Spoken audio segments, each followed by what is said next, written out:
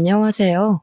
저는 결혼한 지 6년 만에 이혼을 결정한 30대 여성입니다. 제 인생만큼은 이혼은 없을 거라 생각했는데, 역시 사람은 함부로 앞을 내다보면 안 되는가 봅니다. 정말 이혼까지는 하고 싶지 않았는데, 아무리 가족이더라도 서로 존중이 사라지면 관계를 유지하기 어렵다는 걸 이번 기회에 제대로 배웠네요. 제 사연이 청취자분들께도 하나의 깨달음이 되는 사연이길 바라면서 지금부터 저의 이야기를 들려드릴게요.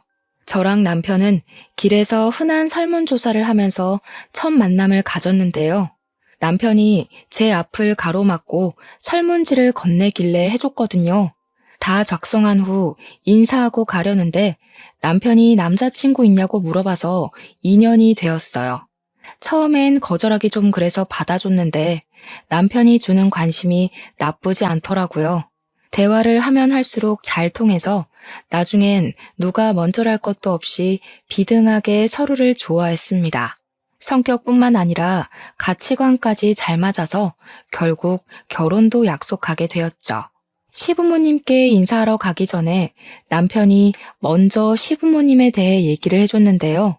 시부는 삼겹살 가게를 운영 중이었고 시모는 보험 설계사라고 했어요.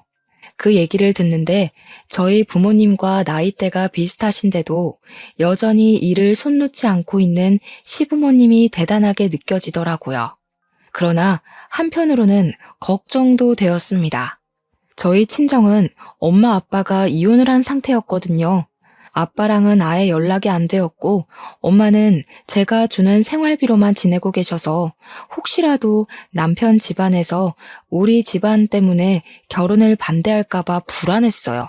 그래서 남편에게 미리 저희 집안에 대해 얘기를 해줬습니다. 아빠가 질이 좀 안 좋은 사람이었다고, 엄마랑 이혼을 한 결정적인 이유가 도박 때문이었다고요. 그리고 아빠 빚 때문에 파산하게 된 우리 집을 저랑 엄마랑 아등바등 살면서 가세를 일으켰다는 것도 말했어요. 걱정 마. 우리 부모님 오히려 거저 먹으면서 자란 젊은이들을 더 싫어해. 온실 속 화초처럼 자란 사람들은 인정머리가 잘못되었다면서 젊을 때부터 이것저것 부딪혀보고 산 사람들은 생활에 임하는 태도가 다르다는데 그건 나도 좀 인정하는 부분이야. 남편은 그런 것에 전혀 개의치 않는 사람이었습니다. 제 형편을 알고도 저라는 사람 자체를 좋아해 줬어요. 남편 말로는 내가 너무 걱정하는 것 같아서 시부모님한테 미리 언지를 했었대요. 근데 시부모님도 저희 집안 사정 알면서 오케이 했다더라고요. 남편 덕분에 한결 편한 마음으로 시부모님을 뵀는데 시부모님은 정말 저에 대해 무례한 질문 하나 없으셨고 오히려 저에게 좋은 걸 먹이고 싶어서 후하게 대접을 해주셨습니다. 그래서 저는 사실 이 결혼에 별 문제 없을 줄 알고 직진만 했어요. 분가로 신혼을 시작했고 혼수랑 예단은 남편과 상의해서 서로 안 하는 걸로 합의를 보았죠. 저희들의 결정을 시부모님께서도 좋아해 주셔서 다행이었어요. 저랑 남편은 맞벌이를 하면서 차곡차곡 돈을 모았고 신혼살림을 하나씩 구입하는 재미로 잘 살았습니다.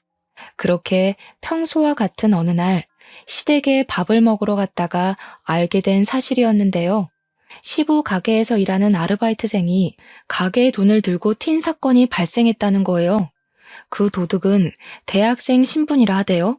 사실 CCTV로 충분히 그 도둑놈을 잡을 수 있었지만 시부가 오죽 상황이 어려웠으면 돈을 훔쳤겠나 싶어서 그냥 내버려뒀다고 하더라고요. 그날은 도둑놈이었지만 그동안은 가게 일을 착실하게 해낸 착한 아르바이트생이라고 하면서요. 그 총각이 아무리 착하면 뭐해요? 결국 남한테 피해를 준 건 틀림없는 사실인데 자기 형편 어렵다고 남의 돈 막 훔쳐가면 되나? 자기가 돈 벌어먹기 힘든 줄 알면 남의 집 사정도 마찬가지로 어려울 수 있다는 걸 알아야지. 걔는 뭐 돈 들고 튀면서 마음이 좋았겠어? 그런 건 아무런 상관이 없는데 다만 앞으로 일이 걱정이네.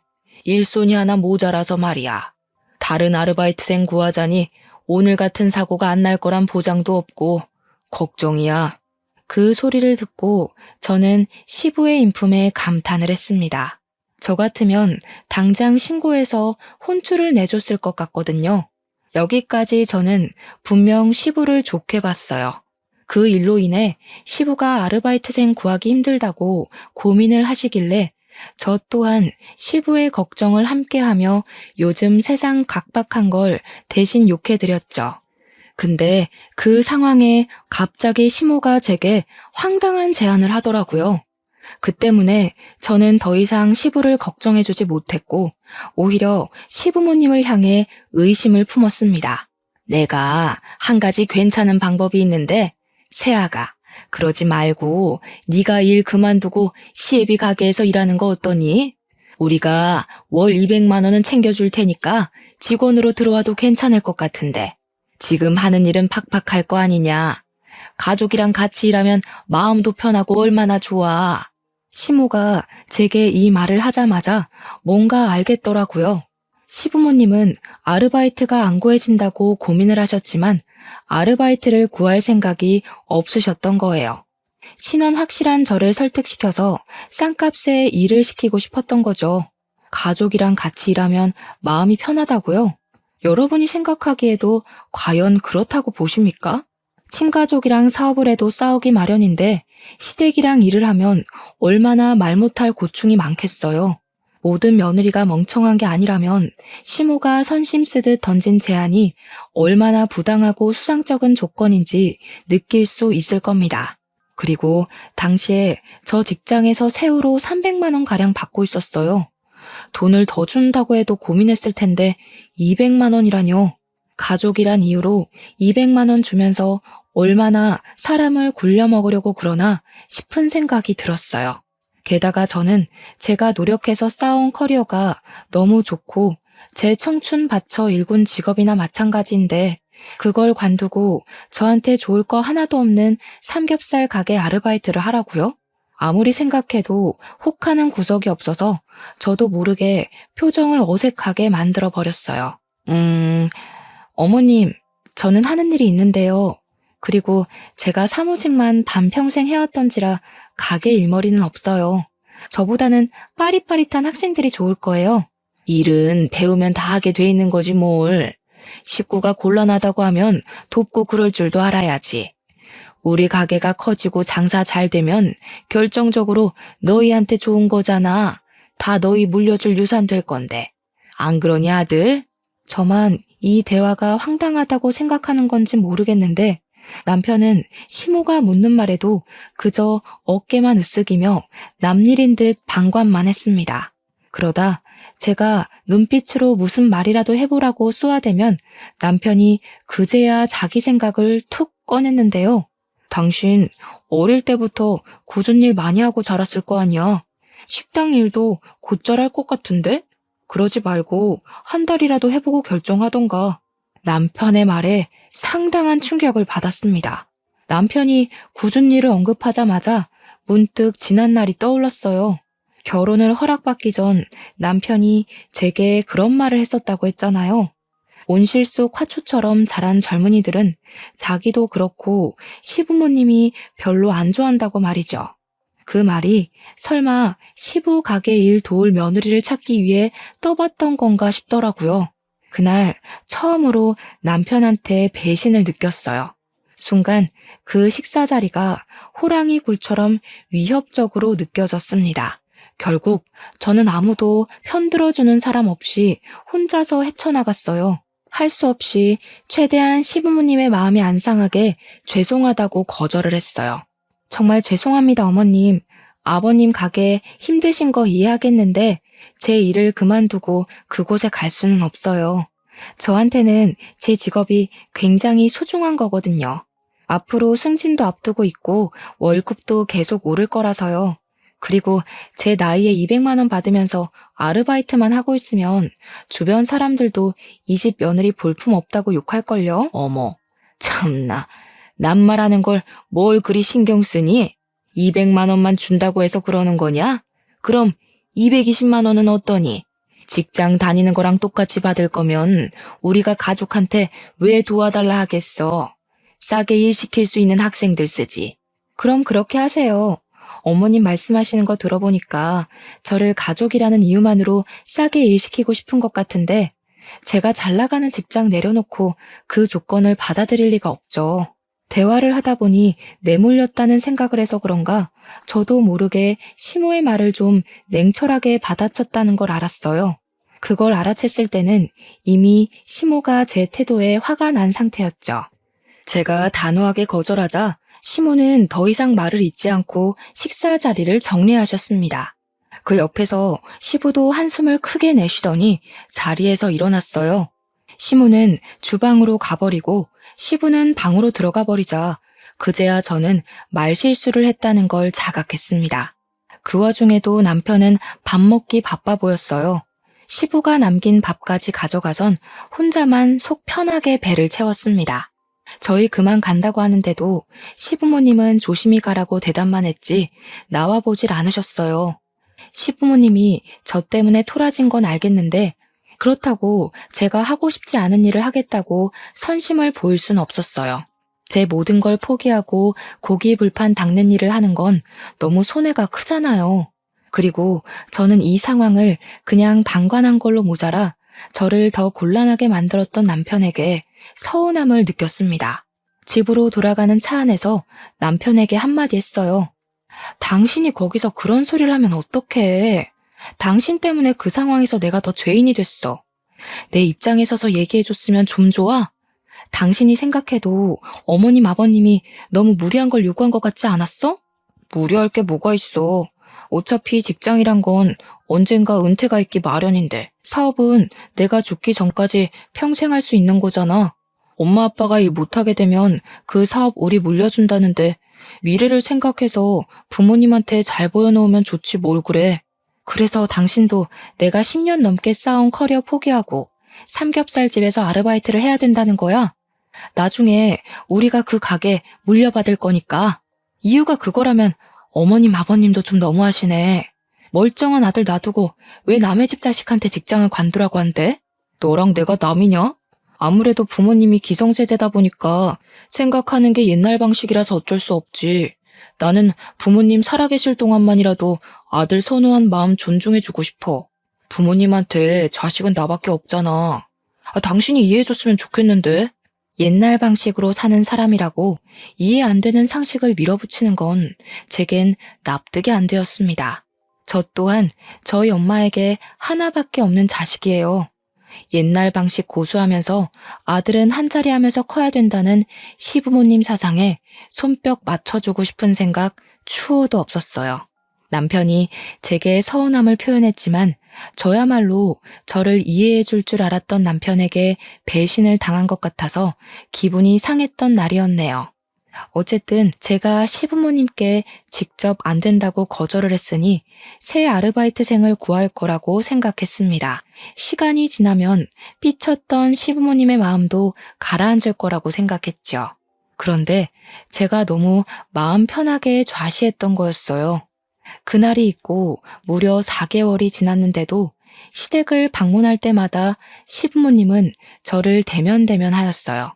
시모는 대놓고 제게 감정 상했다는 걸 차가운 말투로 표시했고 시부는 저한테 아예 말을 안 걸었습니다.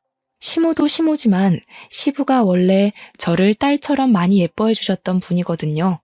근데 아르바이트 거절했다고 저를 4개월째 투명인간 취급하시니 정말 난감하더라고요. 괜히 마음이 불편해서 저 또한 표정에 곤란함이 그득할 때면 시모가 그런 제 모습을 마주칠 때마다 꼭 가슴 후벼 파는 말을 한마디씩 툭 던지셨어요. 너도 참 독한 편인가 보구나. 가족일 좀 도와주면 될 걸 그게 그렇게 힘들어? 아니면 눈치가 없는 거냐?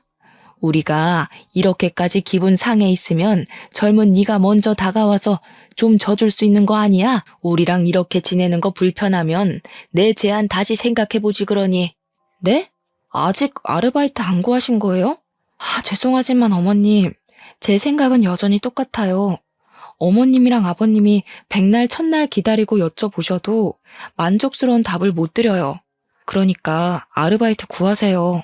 너 보통 고집이 아니구나. 당분간 이 집 문턱 넘는 일 없도록 해라. 아무래도 내가 한동안은 네 꼴 보기 싫을 것 같다. 그래도 시부모님 기분 풀어주고자 일주일에 한 번은 시댁을 찾아왔었는데 그게 오히려 시부모님께 반감을 샀던 것 같았어요.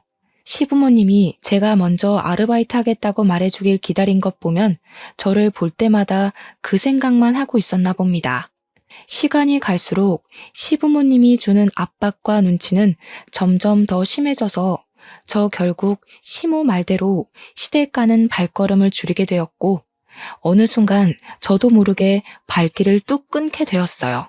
시댁과 화해를 하고 싶지만 당장은 제 얼굴을 보여주는 것이 그분들께 스트레스일 것 같아서 저도 조심했습니다. 그러나 아무리 사이가 안 좋더라도 시댁 행사는 가야 하잖아요. 제가 명색의 며느리인데 시부모님이 꼴 보기 싫다 했다고 시부모님 생신까지 안 챙기면 얼마나 눈치 없는 며느리가 되겠습니까? 시부 생신이라서 마침 시부가 좋아할 만한 선물 사주며 기분을 풀어주면 좋겠다고 생각했습니다.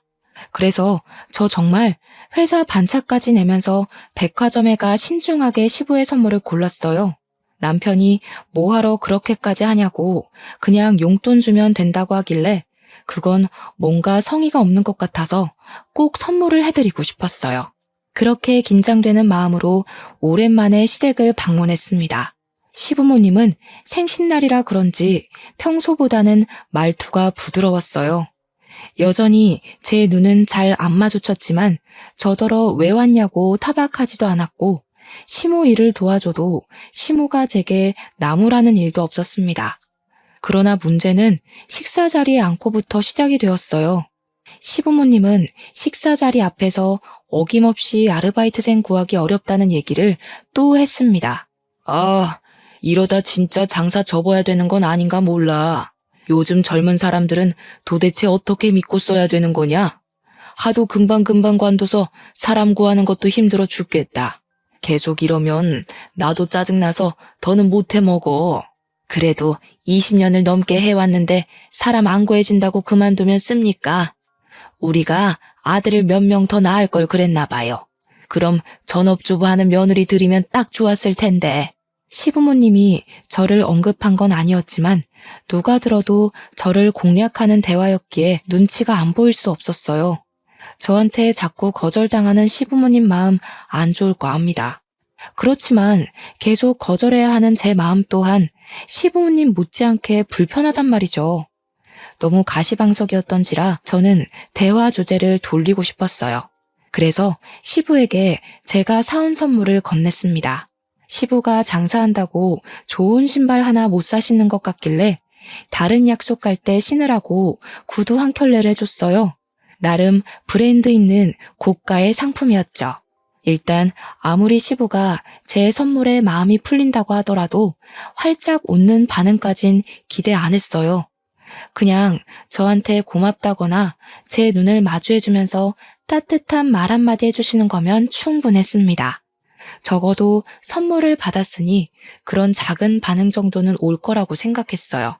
하지만 시부는 제 선물을 받아가고도 열어보지 않고서 그냥 곁에 내려두기만 하더군요. 그러면서 하시는 말씀은 저의 부풀었던 마음에 찬물을 제대로 끼얹어 주었습니다. 요즘 누가 선물을 사니? 그냥 용돈으로 주는 센스가 있어야지. 우리 아들한테 말 안 들었냐? 우리 아들은 매번 돈으로 주는데. 내가 얘기했지. 근데 와이프가 아빠한테 정성 보이고 싶다고 회사까지 빼고 백화점 가서 준비한 거야. 구두 꽤 비싸던데 엄청 신경 써서 산 거니까 말이라도 고맙다고 해줘. 쓸데없는 곳에 정성 보일 시간에 시가 집안이 어떻게 돌아가고 있는지 상황 파악부터 해보면 좀 좋냐. 누가 선물 바랬어? 장사하기 바빠 죽겠는데 구두는 무슨 구두? 누구 장사 말아먹으라고. 고사 지낼 일 있나? 내가 이거 신고 놀러 갈 정도로 여유가 있었으면 아르바이트 때문에 골머리 앓고 있겠니? 시부는 아무래도 아르바이트 문제 때문에 저한테 단단히 화가 난 듯 했어요. 제가 시부의 일을 나서서 도와주겠다 하지 않는 이상 이건 풀릴 문제가 아닌 것 같았습니다. 그래도 신경 써서 시부모님의 마음을 풀어주고자 진심을 많이 기울였는데 시부한테 매정한 말을 들으니 정말로 속상하더라고요. 결국 저는 그날 먹은 음식을 제대로 체해버렸습니다. 집에 가서 화장실에서 하루 종일 토를 했는데 역류해서 눈물이 났다기보단 좀 서러워서 눈물이 났어요. 생각할수록 시부모님께 화가 나기까지 했습니다.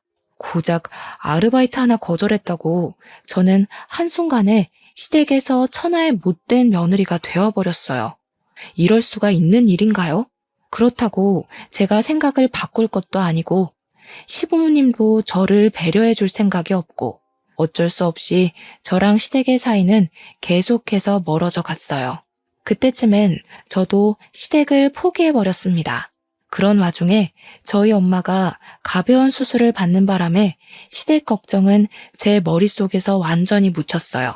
엄마가 어느 날 전화가 와서는 가슴이 아파서 병원 검사를 받고 간단한 수술을 하게 되었다고 급전 100만 원가량만 해달라고 하더라고요. 저는 망설이지 않고 바로 제 돈 100만 원을 내줬어요. 당연히 우리 엄마니까요. 저랑 남편은 각자 월급을 각자가 관리해서 어디에 쓰던 자유였거든요. 필요한 물건 있으면 그때그때 반씩 돈 맞춰서 구매를 했고요. 그래서 엄마 수술비로 100만 원 나갔다는 말은 굳이 남편한테 안 해도 되었는데 그냥 제가 말했습니다. 식구가 아파서 수술을 하는 건 서로 알고 있으면 괜찮을 것 같아서였죠. 남편도 저희 엄마 걱정해주면서 혹시 돈 더 필요하면 보태줄 테니까 말하라고 하더군요. 그러면서 병원에 입원해 있는 저희 엄마한테 따로 전화를 해 안부를 물어주었습니다. 여기까지는 괜찮았죠. 그런데 남편이 우리 엄마 아픈 걸 시모한테 말했나 보더라고요. 그때가 시부 생신 보내고 시댁을 안 찾아간 지 2개월은 되었을 때였어요. 그런데 어쩐 일인지 시모가 저희 신혼집을 찾아온 겁니다. 연락도 없이 오셔서 제가 퇴근하고 무방비한 상태로 시모를 마주했어요. 그것까진 이해해 줄 수 있는데 시모는 제가 마음에 안 드니까 그걸 어떻게든 표현하고 싶었나 봐요. 우리 엄마까지 안 좋게 보기 시작하더라고요. 우리가 어떻게 살고 있나 궁금해서 방문했다고 하는데 사실 시모가 찾아온 진짜 목적은 저에게 있는 것 같았습니다. 왜냐면 시모가 작정하고 제 속을 뒤집어 놓고자 우리 엄마 아픈 걸 언급했거든요. 그것도 아주 가볍게 말이죠. 수중에 100만 원도 없어서 딸한테 손을 벌리냐? 보니까 사돈이 딱 지 자식 발목 잡을 사람이네. 그 나이까지 돈도 안 벌고 뭐 했대? 아, 바깥 사돈이랑 안 좋게 이혼했다고 했지? 도박이랬니? 이래서 여자도 돈을 벌어야 된다는 거야. 기생충처럼 남편한테만 의지할 게 아니라. 저 그 소리 듣고 얼마나 놀랐는지 모릅니다. 어떻게 자식이 듣는 앞에서 부모를 기생충이라 표현할 수가 있나요? 시모가 여태 말을 빙빙 돌려서 사람 피말리며 차갑게 말한 적은 있어도 대놓고 사람 기분 나쁘라고 하는 말은 처음이었어요. 어떻게 사람이 저런 저렴한 멘트를 입에 담을 수가 있는 건지 어이가 없어서 저도 모르게 시모를 노려보았습니다. 그러자 시모가 제 표정을 딱 알아채고는 지금 째려보는 거냐고 콧방귀를 뀌더라고요. 내가 뭐 틀린 말 했니? 사돈하는 짓이 오죽 답답했으면 이러겠어? 너 생각을 해봐라. 다른 집 보험사들은 사돈 댁에서 보험 다 들어주고 한다는데 나는 사돈이 땡전 한 푼 없는 사상위 계층이라 도움도 못 받고 서럽지 않겠어? 그럼 이 정도 말은 할 수 있는 거지. 그런데 어딜 눈을 부라려? 어머님, 그만하세요. 자꾸 저희 엄마에 대해 함부로 말씀하시면 저도 어머님에 대해 함부로 얘기할 거예요. 제가 지금 얼마나 참고 있는지 안 보이세요? 뭐야? 그래서 나 협박하는 거냐? 네가 나한테 함부로 말하면 뭐 내가 쫄 것 같니? 내가 살아온 세월만 60년이 넘는다. 고작 내 나이 반밖에 안 살아본 네가 하늘같이 높은 어른을 협박한다고 그게 먹힐 것 같니? 하긴 어머님 말발이 하도 현란하고 뻔뻔해서 말로는 못 이기겠네요. 근데 다 늙은 몸뚱어리보다는 제 몸이 훨씬 뛰어날 거잖아요. 저도 어머님처럼 무례한 사람한테 말로만 덤빌 생각 없어요.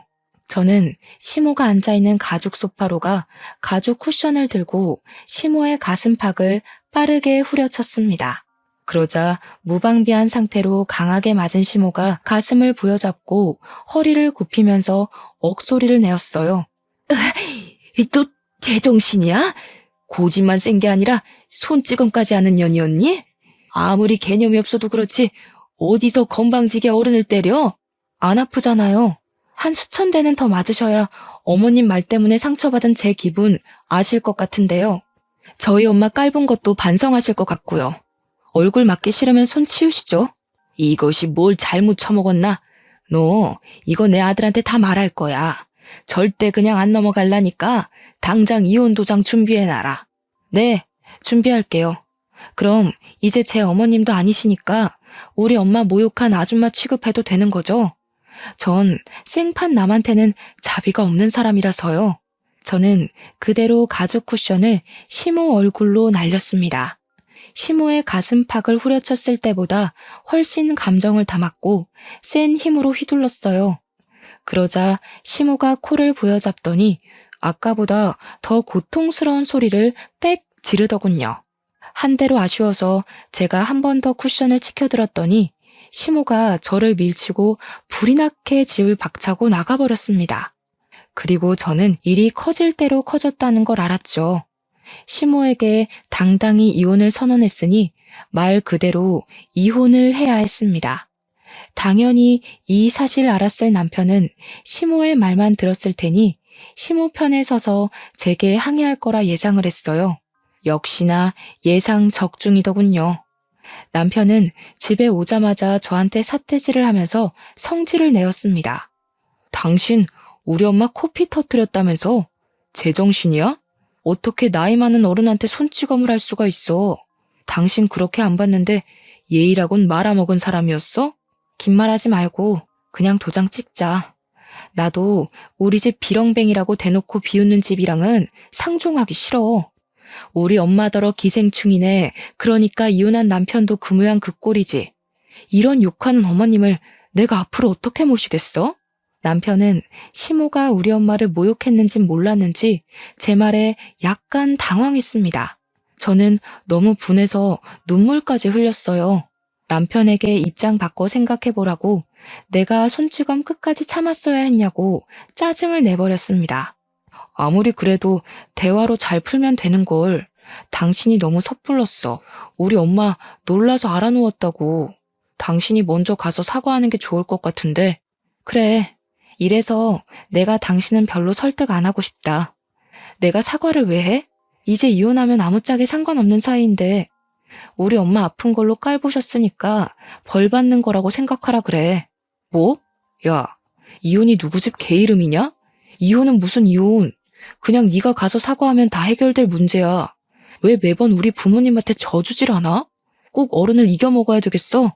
반대로도 묻고 싶네. 꼭 자식 같은 젊은이를 이겨먹어야겠냐고. 나이 많다고 무조건 배려받기만 원하지 말고 먼저 선심을 보였어야지. 이혼하기 싫으면 어머님 보고 직접 와서 나한테 사과하라고 해. 우리 엄마 깔본 것도 정식으로 사과하라고 하고. 안 그럼 이혼이야.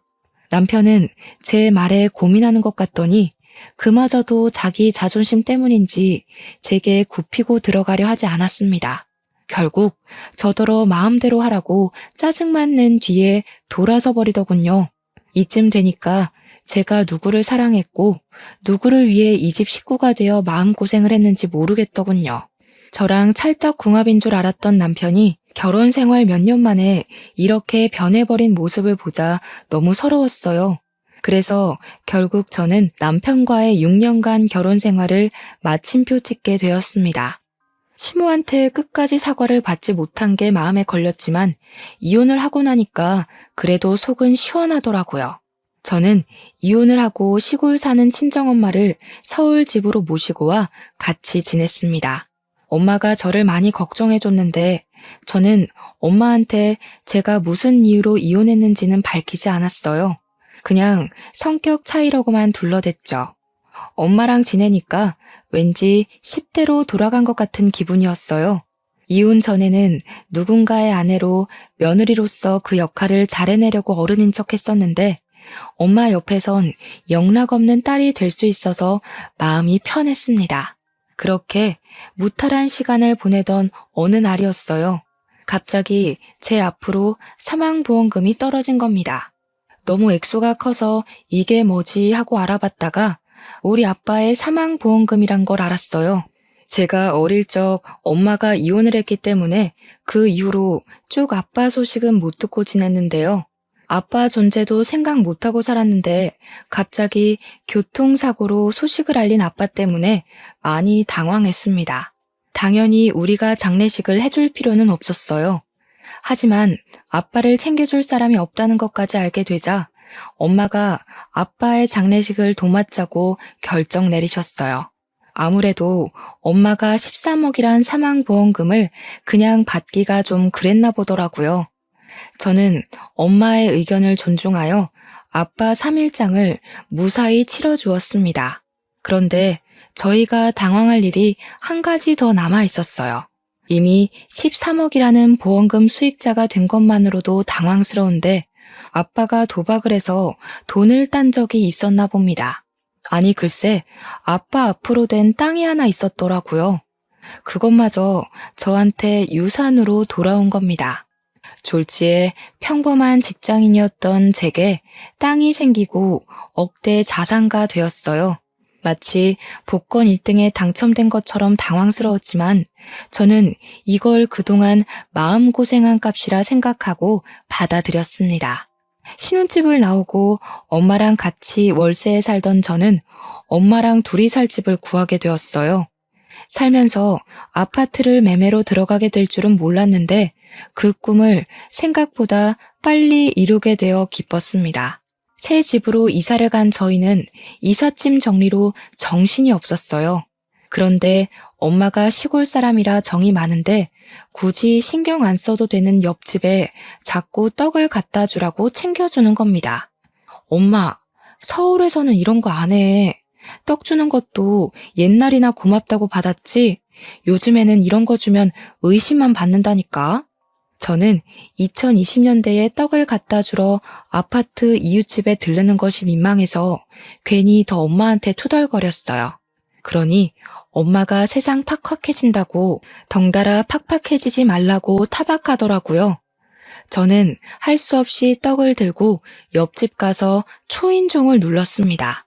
그러자 웬 총각이 한 분 나왔는데요. 출근하는 길인지 가방을 챙겨 들고 있는 모습이었어요. 어리둥절해하는 총각에게 저는 쓸데없는 말 안 하고 바로 떡을 전해주었습니다. 혹시라도 안 좋은 기색을 보이면 어쩌나 걱정했는데 다행히도 총각이 엄청 고마워하더라고요. 예의상 고마워한 게 아니었어요. 고맙다는 말을 계속하면서 그걸 그 자리에서 입에 물더라니까요. 그리곤 그대로 손으로 들고 먹으면서 엘리베이터 타고 내려갔습니다. 그 뒤로 희한하게 그 총각이랑 자주 마주치게 되었어요. 떡을 주고받았으니 서로 안면은 이미 텄고 그러다 보니 가벼운 대화까지 많이 나누게 되었는데요.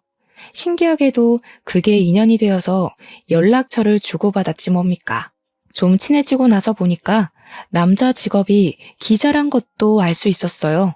그래서 밤낮 구분 없이 특종만 있으면 날아다닌다고 끼니를 잘 못 챙겨 먹더라고요. 제가 떡을 준 날도 12시간 밥을 굶은 상태였는데 마침 우리 엄마가 챙겨준 떡 덕분에 든든했다고 또 한 번 고마웠다고 했습니다. 그게 괜히 마음에 걸렸던 저는 엄마한테 옆집 이야기를 하다가 그분의 사정까지 말하게 되었는데요. 엄마가 집에 데려와서 밥 먹이자고 하대요. 그러려고 말한 것 아니었는데 솔직히 나쁘지 않은 제안 같아서 제가 그분께 엄마 말을 전달해 줬더니 사양 안 하고 바로 기뻐하는 거 있죠. 그때부터 그분은 정말 부지런히 저희 집 초인종을 눌렀습니다. 덕분에 집에서 심심하기만 했던 엄마는 옆집 총각 밥 해주는 재미로 살았어요. 본의 아니게 셋이서 겸상하는 날이 들어갔는데 그 정 때문인지 어느 날 기자분이 제게 마음이 있다고 고백을 했습니다.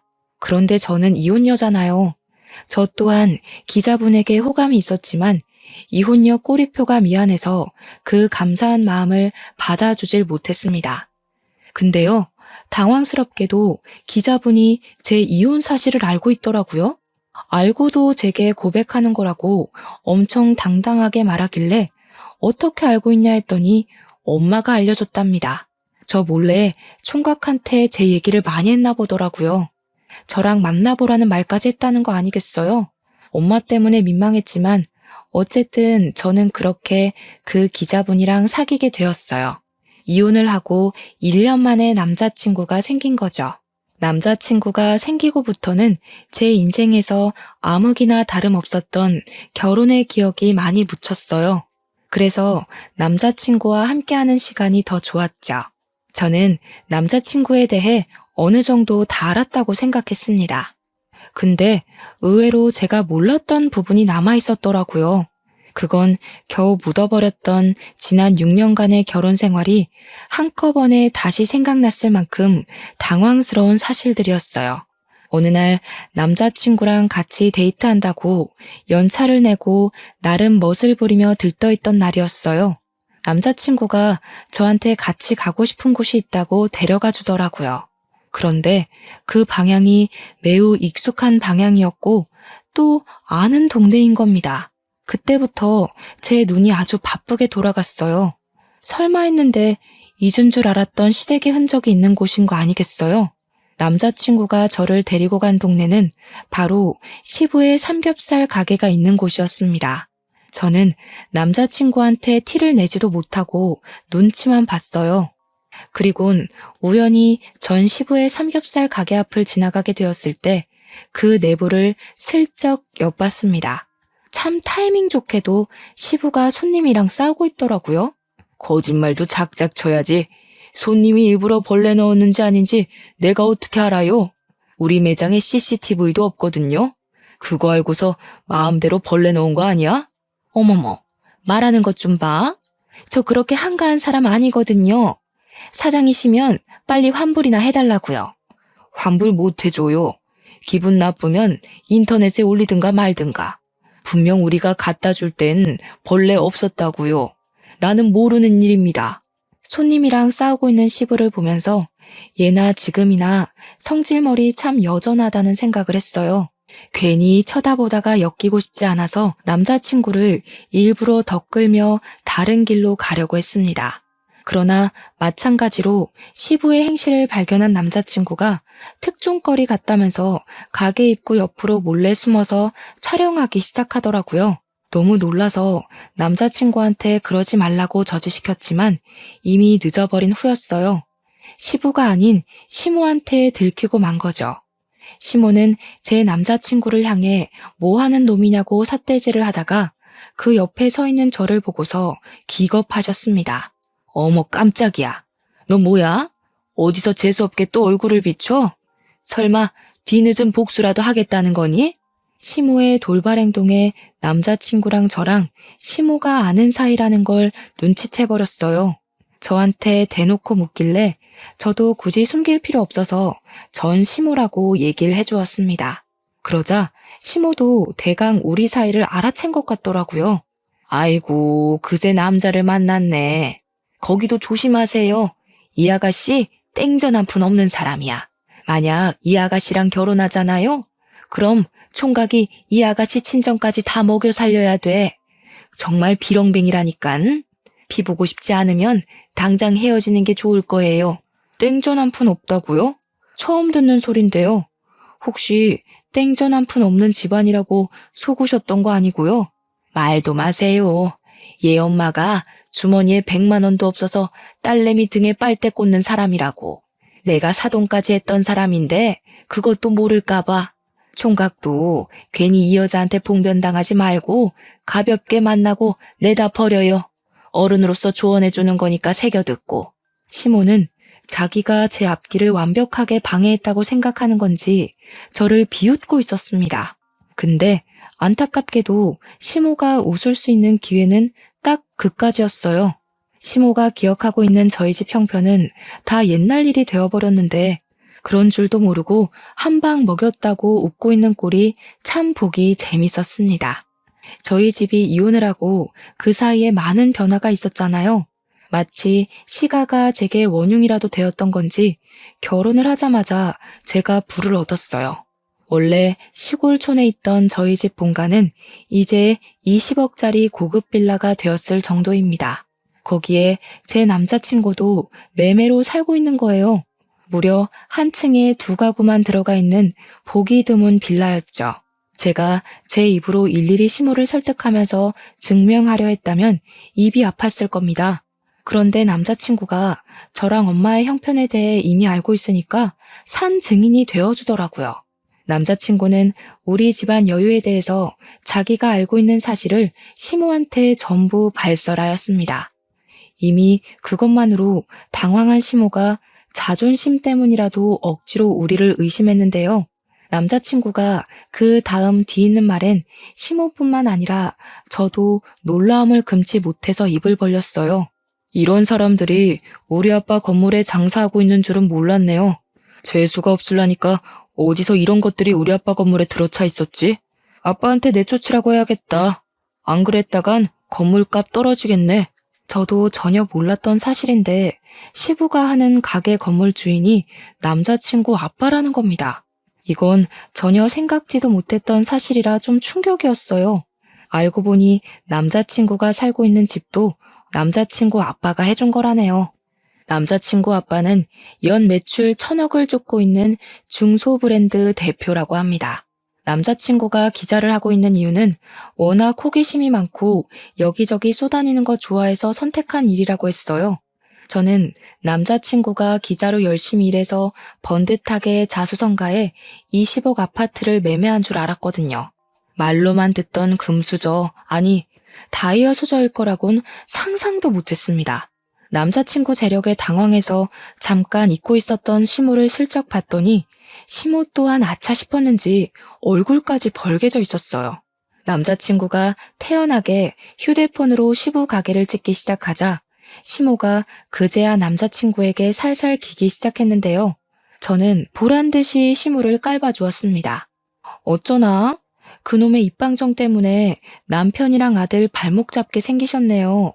그러게, 평소 좋은 마음 먹고 살았다면 얼마나 좋아요?